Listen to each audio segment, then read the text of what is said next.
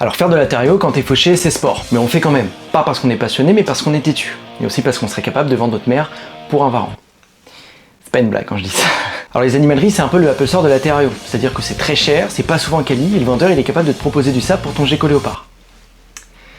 Faut être un sacré fils de pute. Donc va voir les éleveurs pros, en bourse ou en magasin spécialisé. Parce que tu payes moins, tu sais d'où vient ton animal, et en plus de ça, t'as des infos graves utiles. Parce qu'en terrario, ça veut pas dire que c'est plus cher que c'est mieux. C'est-à-dire qu'un gecko à 40 € en bourse, c'est beaucoup mieux qu'un gecko à 120 € chez Jardiland. La seconde main, c'est le vrai paradis des radins. Des lampes, des terrariums, des thermostats, en fait, tous les jours, il y a des gens qui arrêtent la terrario. Donc profite de leur désillusion et va chiner sur le bon coin ou sur Vinted. Acheter un fond de terrarium en 3D à 90 €, mais t'es malade quoi, ça sert à rien. Ça sert à rien. Pour 20 balles, tu peux en faire un perso. Bon, au début, il sera pas le plus beau, hein, mais au moins il aura du caractère. Un peu comme toi. Alors oui, par contre, t'es radin, mais t'es pas suicidaire pour autant. Alors les UVB et les thermostats de Wish, ça t'oublie. Il y a rien de pire pour rendre malade ton animal parce que lui, il a besoin de vrais UV et d'une température adaptée. Donc demande autour de toi. Il y a toujours un passionné qui vend à prix mini, donne du matos ou troque contre, je sais pas moi, ta mère. Tu vois, c'est pour ça que je me fais suspendre mon compte à chaque fois, c'est que je dis des conneries comme ça. Et des fois, tu tombes sur un terrain complet à 0 €, juste parce que la personne a envie de se débarrasser de son matériel. Et là, c'est le jackpot.